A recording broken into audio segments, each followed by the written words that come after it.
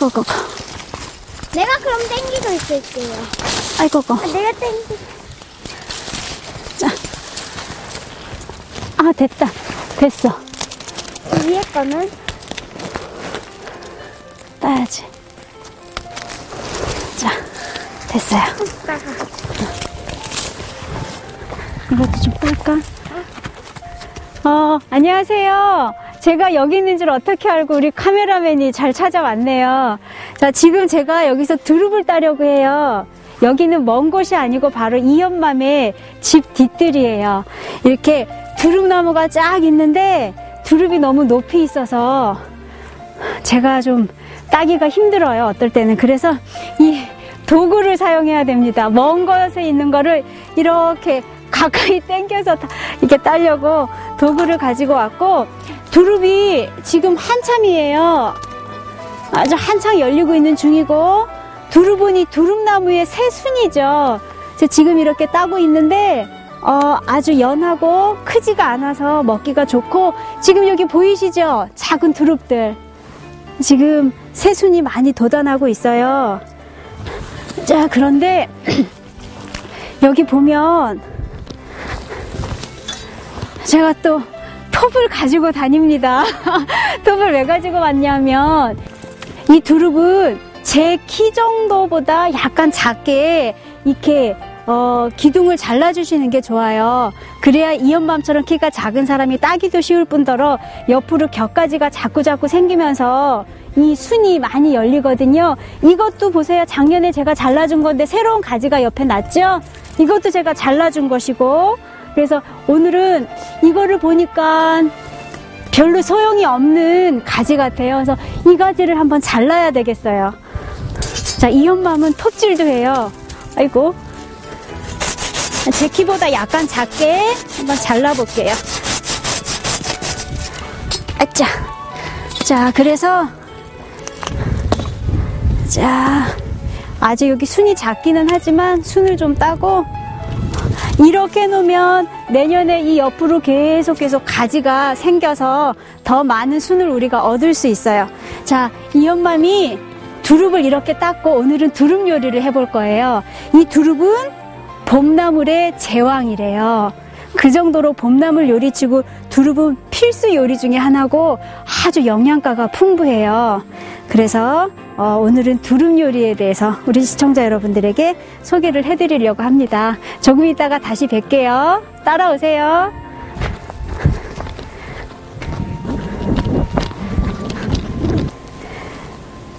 안녕하세요. 이연맘의 채식 요리 시간에 오신 여러분들을 환영합니다. 오늘도 약이 되는 봄나물 요리를 할 거예요. 제가 두릅 따는 것을 보셨죠? 우리 시청자 여러분들이 눈치채셨겠지만, 자, 제가 따가지고 온 두릅이에요. 오늘은 이 두릅으로 요리를 할 텐데, 이 두릅의 별명이 한 가지가 있어요. 그것은 무엇인가 하면 봄나물의 제왕이라고 해요. 그 정도로 아주 고급스러운 재료일 뿐만 아니라 영양학적인 면에서도 아주 뛰어난 그러한 재료일 거라고 생각을 하는데요. 자, 이 두릅의 효능은 뭐 아주 많아요.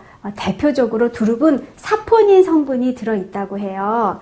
자, 사포닌은 어디에 많이 들어있나요? 많이 들어보셨죠? 인삼, 더덕, 그리고 또 어디 있어요? 도라지, 그리고 콩에도 사포닌 성분이 들어있어요. 자, 이 사포닌 성분은 우리 몸을 산화되는 것을 방지하는 역할을 하죠. 그래서 이 두릅에 그러한 사포닌 성분이 많이 들었을 뿐만 아니라 단백질이 많대요. 자, 채소에도 단백질이 들어있을까요? 당연하죠. 채소에도 단백질이 아주 많아요. 특별히 콩에도 단백질이 많이 들어있죠. 그래서 이 두릅은 단백질이 많을 뿐만 아니라 또 비타민과 무기질도 풍부하다고 해요. 당뇨병 환자들은 특별히 두릅을 많이 드셔야 될 것 같아요. 왜 그러냐면 두릅에는 혈당을 떨어뜨리는 그러한 효능이 있다고 해요. 먼저 두릅을 손질하는 법을 아셔야 되겠죠. 그래서 두릅 손질하는 법을 먼저 좀 보여드릴게요. 자, 두릅은 이것이 나무 끝에 달려있는 순이라고 생각하시면 돼요. 어렸을 때 따는 것이 부드럽고 맛이 좋고요. 이것이 굉장히 커지거든요. 제때 따주지 않으면. 그래서 시기를 놓치지 마시고 제때 따주시면 되고, 여기 떡잎 보이시죠? 이 떡잎을 잘라주셔야 되는데, 자, 밑둥으로 이렇게 칼을 밑둥을 이렇게 잘라요. 밑둥을 잘라내시면 떡잎은 자연스럽게 이렇게 떨어지죠. 그리고 너무 굵다 싶으면 칼집을 이렇게 한번 내주세요. 칼집을 내주셔서 끓는 물에 살짝 데치시면 돼요. 그리고 좀 굵은 게 어디 있을까요? 이건 좀 굵으네요. 이 굵은 것은 한번 떼어내고 십자로 이렇게 한번 칼집을 내주시면 돼요. 그렇게 해서 끓는 물에 살짝 데친 다음에 요리를 하시면 돼요. 자, 오늘 제가 시청자 여러분들에게 소개해드릴 요리는 제목이 두릅 무 쌈말이에요. 얇은 무 쌈종이에다가 두릅과 야채를 올리고 싸먹는 것이고요. 거기에 곁들여서 고추장 소스를 또 설명해 드리겠어요. 자, 제가 준비한 이 재료들을 한번 소개해 드릴게요. 제일 먼저 무가 있어야 되겠죠.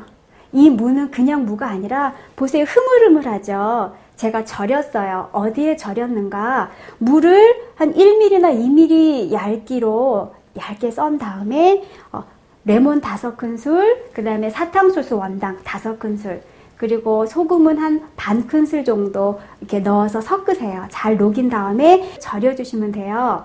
한 30분에서 1시간 정도 절인 다음에 물에 씻지 마세요. 수돗물에 씻지 마시고 이 상태 그대로 물기를 빼서 말려주시면 돼요. 자, 이게 물기가 빠지는 동안에 우리는 고추장 소스를 준비해야 돼요.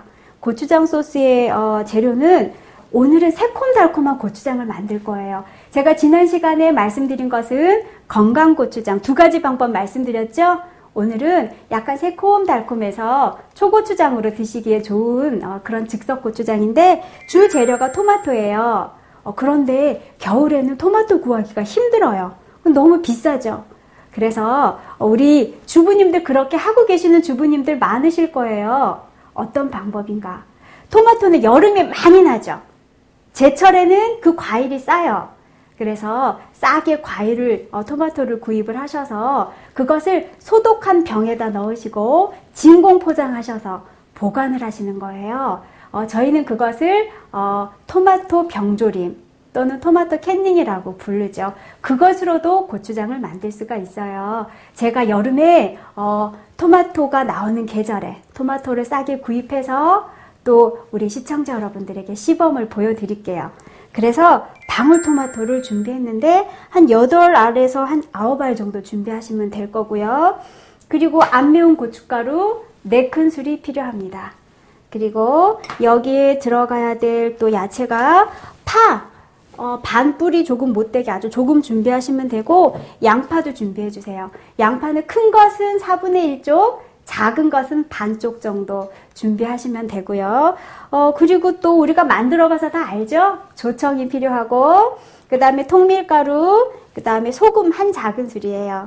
마늘 한 작은술 정도가 필요하고, 자, 그래서 이 토마토를 일단 양파와 파를 넣고 곱게 갈아서 끓이면 돼요. 자, 저는 미리 갈아놨어요. 드르륵 드르륵 소리가 시끄러워서 미리 갈아 놓은 거고, 양파하고 그 다음에 파가 들어갔고 토마토가 들어갔죠. 지난번처럼 이것을 한번 끓일 거예요. 끓이는데, 자, 토마토를 여기다가 냄비에다가 넣으시고, 그 다음에 마늘을 넣을까요? 생마늘이 좀 냄새도 나고 그러잖아요. 그래서 익혀서 드시는 게 우리 위장에도 자극이 적으니까 마늘을 이렇게 넣으시고, 그 다음에 제일 중요한 통밀가루. 통밀가루는 찹쌀가루의 역할을 하죠. 통밀가루를 넣어서 덩어리가 생기지 않도록 잘 풀어주세요. 작은 거품기로 잘 풀어주시고,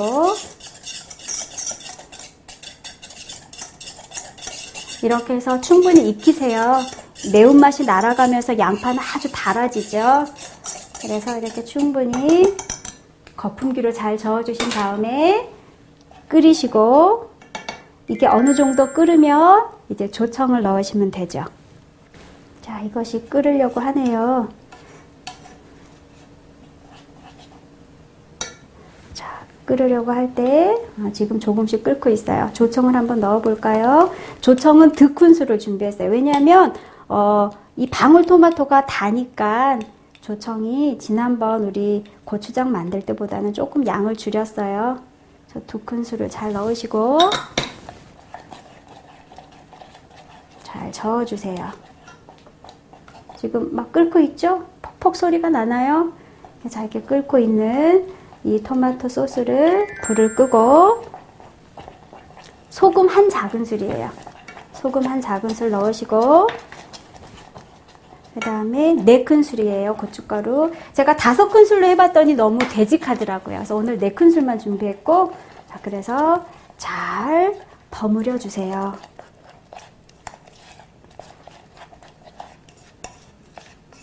잘 버무린 고추장 소스를 담아 볼까요?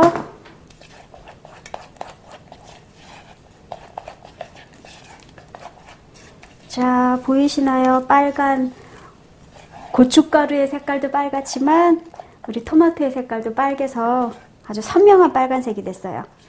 자, 이걸 잘 버무려서 식히시고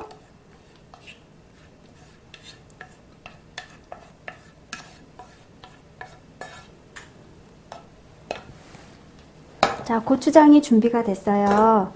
고추장이 준비가 됐고 이게 지금 그렇게 되직하지가 않아요. 되직하지가 않고 약간 묽어요. 그런데 고춧가루가 물에 불면서 약간 더 되직해질 수가 있는데 만약에 되직하다 그러면 레몬즙을 식성에 따라서 조금 더 첨가해서 드셔도 맛있어요. 레몬과 꿀 이런 것들을 더 첨가해서 드시면 되고 이제 고추장 소스가 준비됐으니까 본격적으로 한번 쌈을 말아 볼까요? 자, 우리 쌈을 말 때 필요한 재료는 야채들이 필요한데 이왕이면 색깔을 잘 구비해서 싸는 게 보기에 좋죠.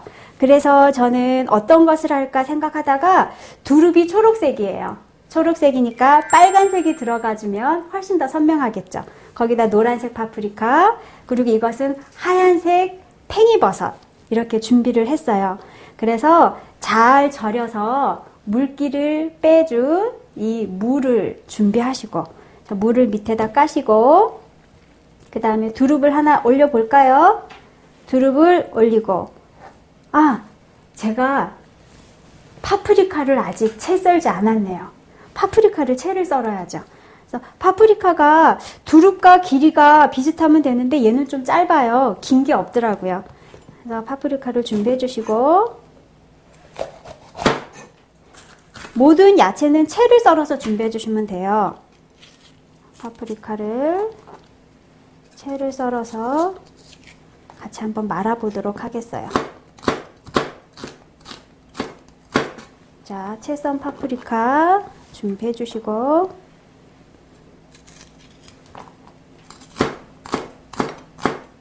빨간색과 노란색은 아주 우리의 식욕을 자극하죠. 너무 선명한 색이고 노란색 파프리카를 준비하시고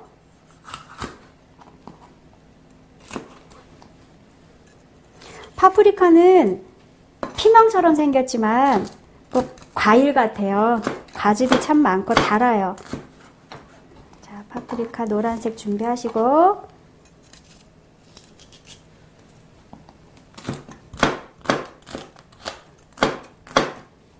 파프리카는 이 정도만 있어도 될 것 같아요. 그래서 두릅을 넣으시고 색깔대로 우리 넣어 볼까요? 파프리카하고 노란색 파프리카, 빨간색 파프리카, 그 다음에 팽이버섯 이렇게 해서 돌돌돌 말아주시면 돼요. 굉장히 간단하죠. 사실 요리라고 하기도 좀 민망하네요. 너무 간단해서 저렇게 준비하시면 되고 접시에다가 한번 담아 볼까요? 자, 하나씩 싼 것을 접시에다가 담고 길이 알맞은 길이의 두릅을 준비해 보고 이렇게 해서 빨간색, 노란색, 그 다음에 팽이버섯 이렇게 해서 돌돌 말아주시면 돼요.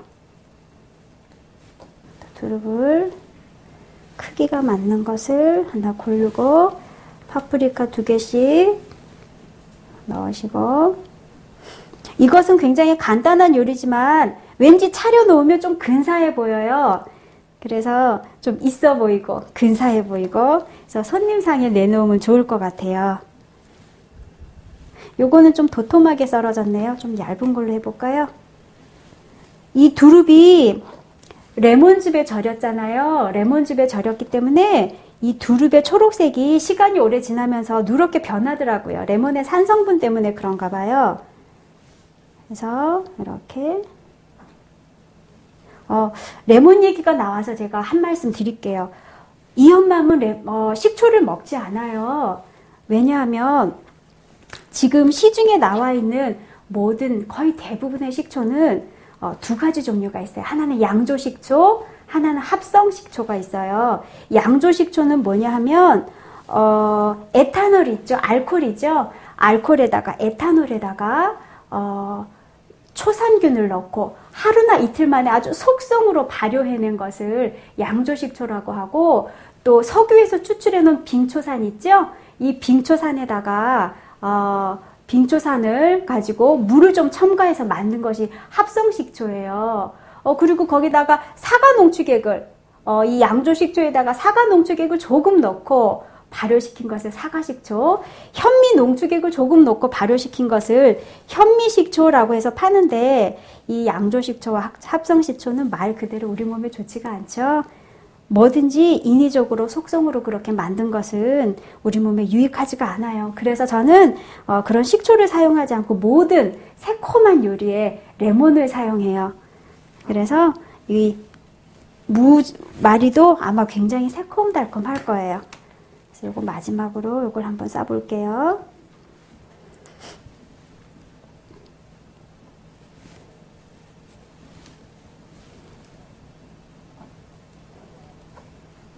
자, 무 쌈마리는 이제 요 정도로 만들면 될 것 같고, 또 한 가지 덤으로 보너스로 우리 시청자 여러분들에게 또 소개해드릴 요리는, 이것도 아주 간단하기 때문에 제가 오늘 두 가지 요리를 한꺼번에 하는 거예요. 이것은 두릅 초밥이에요. 이렇게 찐 두릅이 있고 밥만 있으면, 그리고 고추장 소스만 있으면 완성할 수 있는 아주 간단한 두릅 초밥이에요. 제가 아침에 현미밥을 고슬고슬하게 지어놨어요. 이 초밥용 밥은 고슬고슬하게 지으셔야 돼요. 그래서 흑미를 약간 섞고 현미를 고슬고슬하게 밥을 만들어서 배합초를 만들어서 섞어야 돼요. 자, 배합초는 레몬 한 큰술, 그 다음에 꿀 한 큰술, 그리고 소금은 한 작은술 조금 못되게 들어간 것 같아요.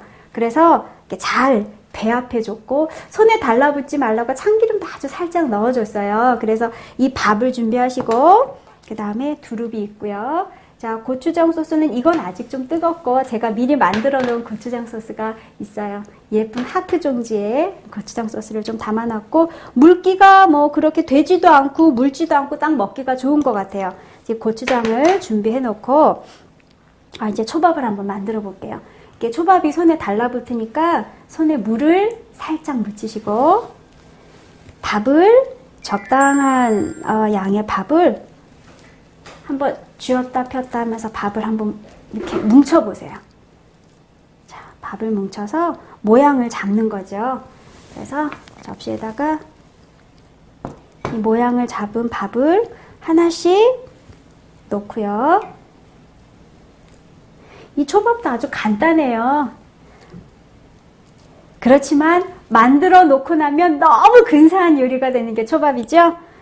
자, 저희는 와사비도 먹지 않아요. 그 겨자 성분이 특별히 위장이 예민하신 분들이나 위염이 있으신 분들은 겨자가 많이 자극적이 될 수가 있어요.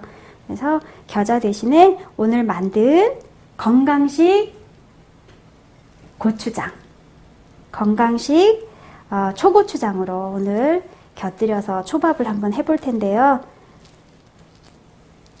자, 알맞은 크기, 한 입에 들어갈 크기로 밥을 뭉쳐주시고, 뭉쳐준 밥을 예쁘게 한번 접시에 담아보세요. 손에 약간 달라붙으니까 물을 조금 더 묻혀볼까요? 이렇게 한 다음에 예쁘게 모양을 잡아서 접시에 담아주세요.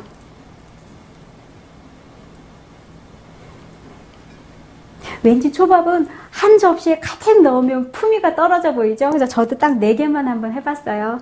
좀 품위 있어 보이라고 4개만 준비했고, 자, 이제 여기다가 고추장 소스를 한번 올려보겠어요. 고추장 소스를 적당한 양의 고추장 소스를 한번 발라줘 보세요. 살짝 바르고, 또 여기도 살짝 바르고, 여기도 살짝 바르고. 집에서 만들어 먹는 고추장은 우리가 그 간을 조절을 할 수가 있어서 좋아요. 시중에 나온 장들은 너무 짜죠. 그래서 약간 심심하게 장을 이렇게 만들어서 발라주시고, 이 위에다가 두릅을 올리면 끝이에요. 아주 간단하죠? 자, 가장 예쁘고 어떤 게 가장 먹음직스러워 보일까요? 이렇게 올리고, 하나 올리고, 자, 이걸 올릴까요? 이렇게 하나 올리면 너무나 고급스러워 보이고 먹음직스러워 보이고. 자, 두릅 초밥이 완성됐어요. 만약에 주부님들 시간적 여유가 조금 있으시다면 여기를 까만색 김으로 한번 띠를 두르시는 것도 괜찮을 것 같아요. 그래서 두릅 초밥이 완성이 됐고요. 그 다음에 두릅 쌈마리는 좀 예쁘게, 두릅 쌈마리도 완성이 됐어요. 자, 오늘 요리는 참 간단한 요리지만 손님 접대상에 놓으면 아주 손색이 없을 정도로 아주 품위 있어 보이는 요리를 2가지를 준비했고요. 자, 이 엄마미 시골에 이사 온 지는 한 5년 정도 된 것 같아요. 도시에서 살다가 시골로 이사 왔거든요. 근데 처음에 시골로 이사 왔는데 사람들이 그래요. 봄나물은 약이라고 그러는 거예요. 그리고 제가 알기에는 분명히 잡초인데 먹을 수 있다는 거예요. 그래서 봄에 나오는 나물들은 거의 대부분 먹을 수 있다고 그러더라고요. 그래서 그때부터 이 엄마 약을 놓칠 수는 없죠. 공짜로 먹는데. 그리고 이 엄마는 먹는 것에 관심이 많았거든요. 그날부터 이렇게 땅만 보고 다녔어요. 왜냐하면 먹을 것들이 천지에 깔려 있다고 하니까요.